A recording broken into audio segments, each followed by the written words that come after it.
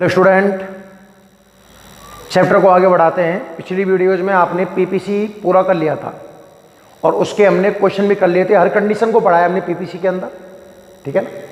Next जो हमारी heading है वो है capacitance of a spherical capacitor. मैंने आपको टाइप्स ऑफ कैपेसिटर बताए थे। तो पहला था पीपीसी, पैरेलल प्लेट कैपेसिटर, और दूसरा था बच्चों स्फेरिकल कैपेसिटर, ठीक है ना। तो आज हम चर्चा करेंगे स्फेरिकल कैपेसिटर पर। पहले सोचते हैं थोड़ा सा कि स्फेरिकल कैपेसिटर बनेगा कैसे।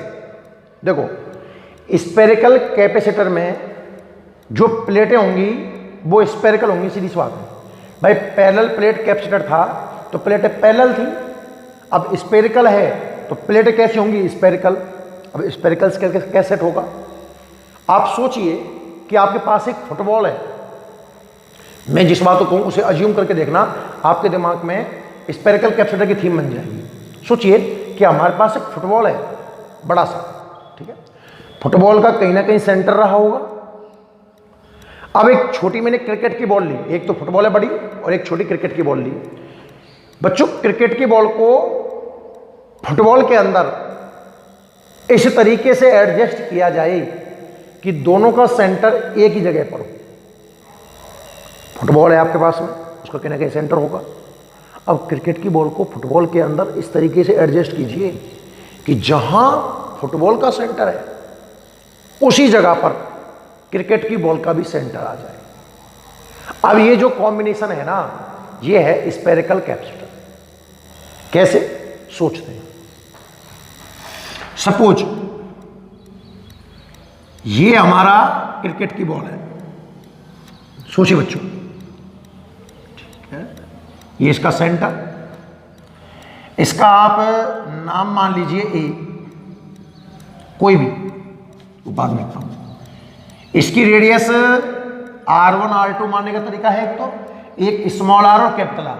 छोटी बॉल है, स्मॉल आर इसकी रेडियस है, सेंटर ओ नाम दे दो, और आपने इसको प्लस क्यू चार्ज दिया। तो बच्चों ये कंडक्टिंग प्लेट होगी, कंडक्टिंग स्फेरिकल प्लेट है। Charge distributed on surface uniformly. Clear? अब आपने एक फुटबॉल सेट की, बच्चों। फुटबॉल की जो रेडियस है वो मैंने मान ली कैपिटल आर। तो इंडक्शन की वजह से इनर सरफेस पर तो माइनस क्यू चार्ज आ जाएगा,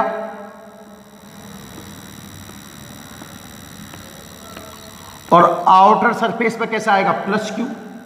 और मैं इसे ग्राउंड और कर दूं तो क्या प्लस क्यू गायब हो जाएगा इसमें से?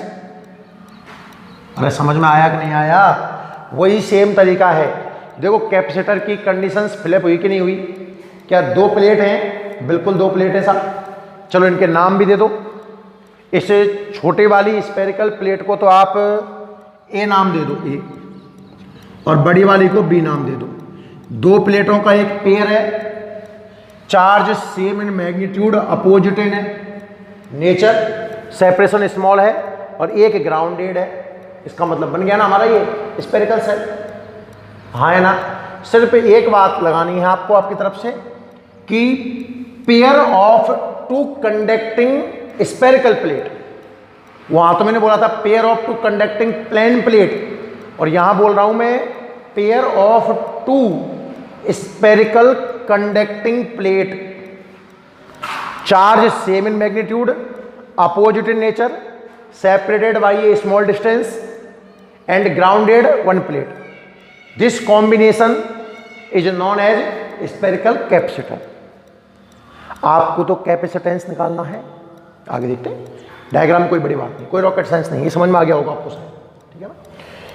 अब देखिए ध्यान से, कैपेसिटेंस तो हम एक ही फॉर्मूला जानते हैं कि C इज इक्वल टू तो Q/V होता है, इक्वेशन नंबर 1, और यही मैं पीपीसी में करता आया हूं। अरे कैपेसिटेंस का तो एक ही फॉर्मूला है, C is equal to Q/V। Charge की कोई टेंशन नहीं है, पोटेंशियल निकालना होता है। क्या निकालना होता है? पोटेंशियल। तो इसमें पोटेंशियल निकालने का तरीका समझना बच्चों। दो अलग अलग शीटों का निकालूंगा मैं, ए का अलग और बी का अलग। तो बात करते हैं 4 शीट ए या 4 स्पेयर कह दो, स्पेयर कह दो, स्पेयर ठीक लगेगा शायद।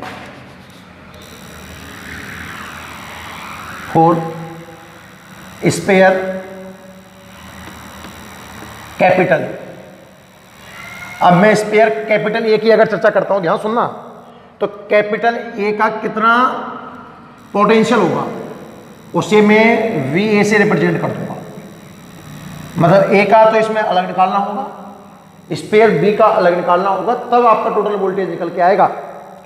तो देखो बच्चों, ए पर खुद की सरफेस पर प्लस क्यू चार्ज है और खुद की रेडियस स्मॉल आर है, तो ड्यू टू पॉजिटिव चार्ज एक पोटेंशियल बन रहा होगा। अब चार्ज पॉजिटिव है तो वोल्टेज भी पॉजिटिव आएगा, पता होगा आपको। चैप्टर नंबर 3 में मैंने आपको पढ़ाया है कि potential is a scalar quantity, for negative charge it is negative and for positive charge it is positive, क्योंकि आप इसमें चार्ज की वैल्यू विद साइन जमाने वाले हो, ठीक है ना भाई।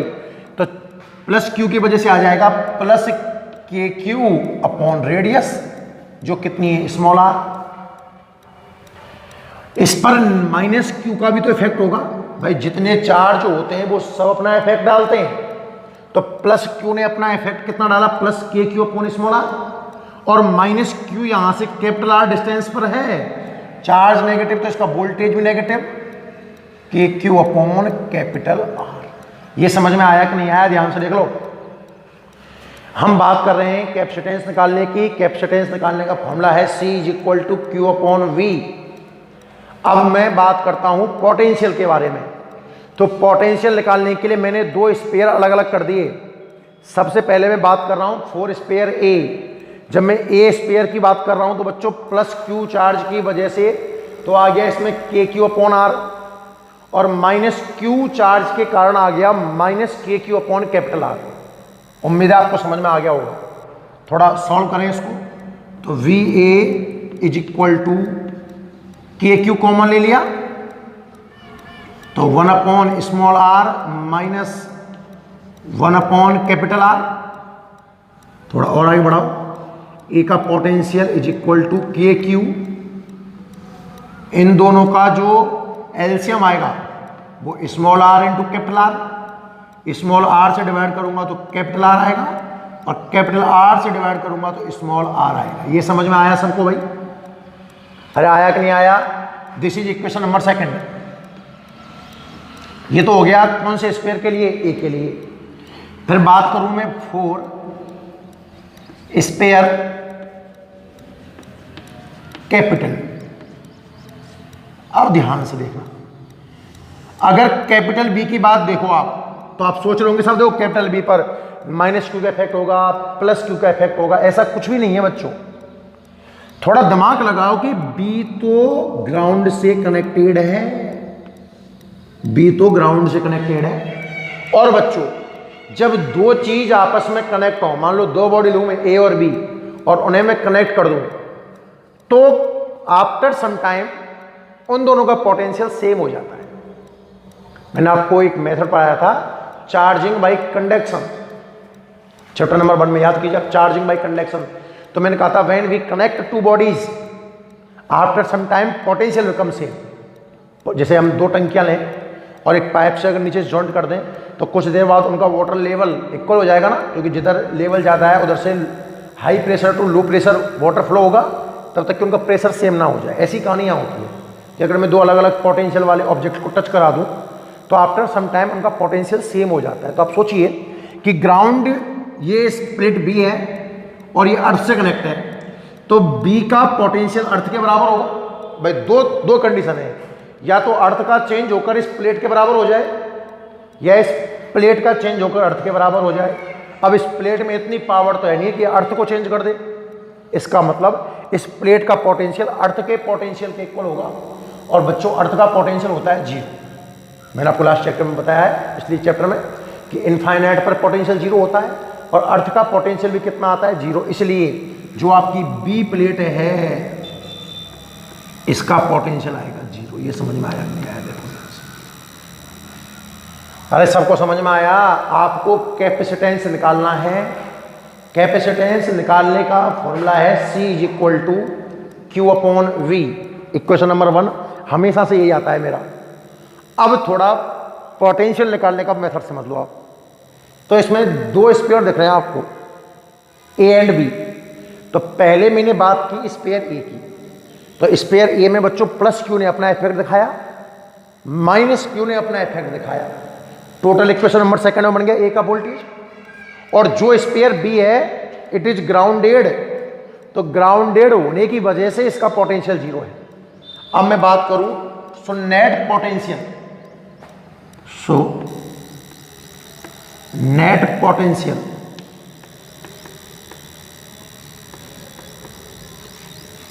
V is equal to V A plus B B, दोनों को जोड़ के दे लो कितना आ रहा है। तो इसमें 0 ऐड करने से कोई इफेक्ट आएगा ही नहीं। तो जो नेट पोटेंशियल निकल करके आएगा K Q capital R minus small R upon capital R into small R. This is equation number 4। यहां तक कहानी समझ में आई। आपने स्पेयर ए का पोटेंशियल अलग निकाला, बी का पोटेंशियल अलग निकाला, फिर आपने नेट पोटेंशियल निकाला। अब क्या करना चाहिए बच्चों, put value of V from equation 4 to 1। Equation number 4 से V की वैल्यू आप इक्वेशन नंबर 1 में पुट कर दीजिए। तो C is equal to Q अपॉन V, और V कितना है K Q capital R minus small R upon capital R into small R. Q ने Q कैंसिल कर दिया और जो आंसर निकल के आया वो आया बच्चों C इज इक्वल टू, देखो यहां से 1 अपॉन के नजर आ रहा है, capital R into small R upon capital R minus small R, ये निकल के आया C का फॉर्मूला। बुक में क्या लिखा होता है एक्चुअल में, ये इससे आपको क्या है थोड़ा कैलकुलेशन करने में इजी रहेगा। हम क्या कर सकते हैं कि के की वैल्यू पुट कर सकते हैं बच्चों 1/4 पाई एप्सिलॉन नॉट, और 1/k है तो ऊपर घूम जाएगा। फिर इसका फॉर्मूला ये भी आता है C is equal to 4 pi epsilon naught R into R upon R minus R. देखो आपने एक हेडिंग पढ़ी थी स्पेरिकल कंडक्टर, स्पेरिकल कंडक्टर, उसमें कैपेसिटेंस का फॉर्मूला क्या था 4 pi epsilon naught into radius, याद करो। और स्पेरिकल कैपेसिटर, देखो स्पेरिकल कंडक्टर अलग चीज था, सिंगल स्पेयर था वो, ये कॉम्बिनेशन है। इसमें 4 उसी की ट्यून पर है 4 पाई एप्सिलॉन नॉट, उसमें एक रेडियस थी तो सिंपल आ गई, इसमें 2 रेडियस है तो ऊपर मल्टीप्लाई नीचे डिफरेंस, ऊपर मल्टीप्लाई नीचे डिफरेंस। क्लियर है। अगर मीडियम हो, अगर मीडियम भी हो जाए इन कंडीशन ऑफ मीडियम, अगर बच्चों में ये जो फॉर्मूला आया है पीपीसी का, ये तो फुल वैक्यूम है क्योंकि एप्सिलॉन नॉट समझ में आ रहा होगा आपको। पर अगर मान लो इसके अंदर मैं अभी क्या करता है एक मीडियम रख देता, डाइलेक्ट्रिक कांस्टेंट का कोई मीडियम रख देता, तो आंसर कैसे आता देखना, सी एम लिख दूं चाहूं तो, कैपेसिटेंस इन मीडियम, तो ये 4 पाई, क्या ये सिर्फ एप्सिलॉन रह जाता। आप जानते हो कि वैक्यूम को मीडियम में कन्वर्ट कैसे करते हैं, जो एप्सिलॉन नॉट आ रहा होता है वो 0 हटा करके सिर्फ एप्सिलॉन रह जाएगा, N2 में R into R upon R minus R.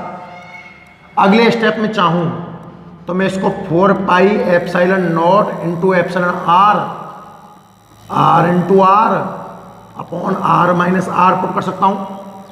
और जो बच्चों 4 पाई एप्सिलॉन नॉट है इसको 1/k पुट कर सकते हैं क्या, जो CM निकल के आएगा ना वो आएगा एप्सिलॉन R अपॉन K, ऊपर रेडियस का मल्टीप्लाई और नीचे उनका डिफरेंस। तो मेरी सलाह आपको ये है कि एक तो आप ये वाला फॉर्मूला याद कर लेना और एक आप ये वाला, एक तो ये याद कर लो, कैलकुलेशन बहुत इजी हो जाएगी आपकी। अगर मीडियम वैक्यूम की बात करवाता है तो C है 1/k R into R upon R minus R, और नीचे मीडियम रखवा दे, अगर मीडियम की बात करवा ले तो epsilon R upon K bracket में रेडियस का मल्टीप्लाई और नीचे उनका डिफरेंस। कहानी समझ में आई सबको? अरे आई ना। अगर भाई देखो कम समझ में आया हो, नहीं आया हो, तो आप वीडियो वापस से रिप्ले करें। बिल्कुल छोटी छोटी वीडियो बना रहा हूँ मैं, एक दिन में आधे घंटे का ये है, पर आप आधे घंटे की वीडियो को आराम से 1 घंटे में देखें तो आपको है ना बेटर समझ में आएगा। ठीक है भाई, चलो स्टार्ट करते हैं बच्चों। लिखना, हेडिंग लिखिएगा, capacitance of a spherical conductor.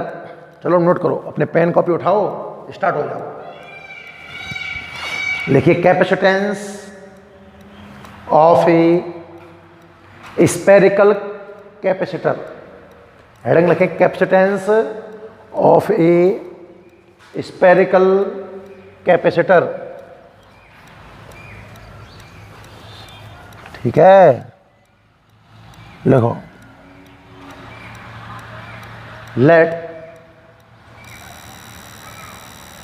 let a spherical capacitor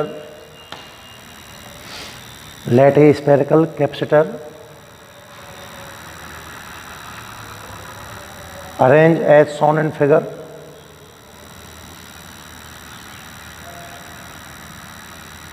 let a spherical capacitor arrange as shown in figure। ठीक है,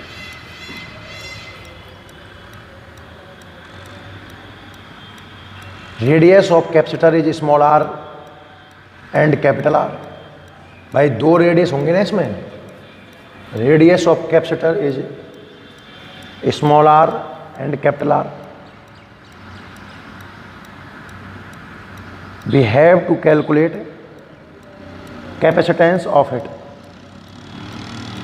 We have to calculate capacitance of it. Let a spherical capacitor arrange as shown in figure. Radius of capacitor is small r and capital R. अब देखो आपने as shown in figure बोल दिया, इसका मतलब अपने आप समझ जाएगा भाई, डायग्राम से देख लें। We have to calculate capacitance of capacitor. Clear? चलो डायग्राम बनाओ पेन से, सबको पहलता हूँ डायग्राम बनाओ सबसे पहले, ठीक है ना। डायग्राम बना लो,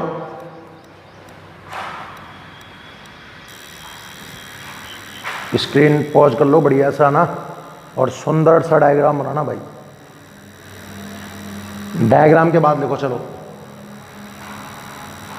वी नो दैट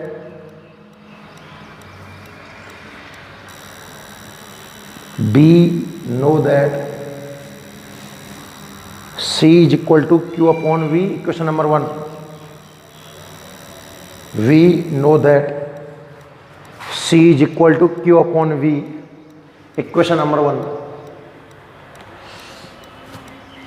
समझ गए? पूरा लिख दीजिए कंप्लीट। इसलिए मैंने आपको पहले ही नोट कर दिया, सब कुछ बढ़िया आपको दिख रहा होगा। क्वालिटी बढ़ा लिया करें भाई यूट्यूब पर ना, इसका पिक्सल बढ़ा लिया करें। चलो नोट कर दो पूरा कंप्लीट, और इसके फॉर्मूले आपको याद हो जाने चाहिए। ठीक है, चलो करो, फिर क्वेश्चन देखते हैं इसका। ढंग से नोट कर लो पूरा।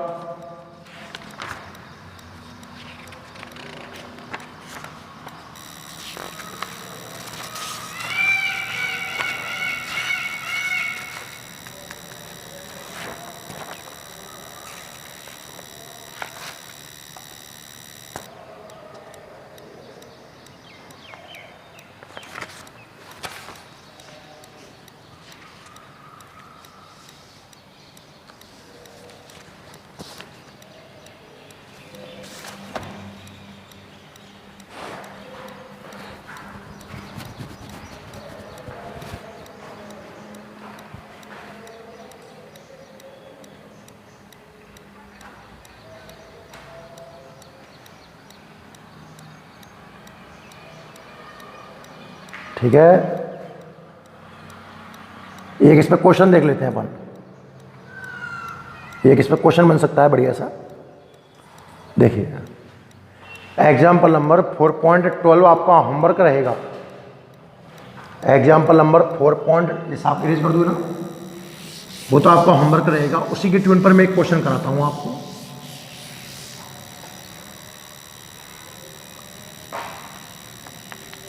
एग्जाम्पल नंबर 4.12, देखिए ध्यान से। क्वेश्चन की थीम क्या है वो समझें आप। मतलब वैल्यू तो कुछ भी हो सकती है ना, कि आपको एक स्फेरिकल कंडक्टर के बारे में देगा और उसमें 2 रेडियस देगा। फॉर एग्जाम्पल्स मैंने वो मान लिया 2 सेंटीमीटर और 1 सेंटीमीटर। अब देखो अंडरस्टूड है कि जो स्मॉल है वो स्मॉल आर है और जो वैल्यू ज़्यादा है वो कैपिटल आर है।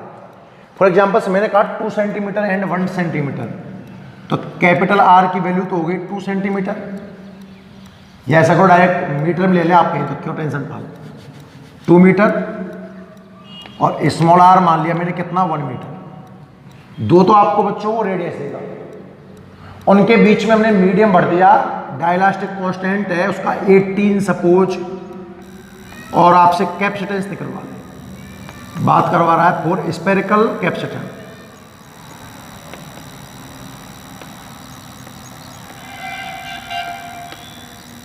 फॉर स्फेरिकल कैपेसिटर आपको रेडियस दे रखी है capital R small R, dielectric constant दे रखा है एप्सिलॉन आर, और कैपेसिटी आपसे पूछ ले तो बड़ा सरल है, मीडियम है ना मीडियम, और मीडियम में कैपेसिटी का फॉर्मूला वो लिखना, एप्सिलॉन आर अपॉन की इनटू में capital R into small R upon capital R minus small are.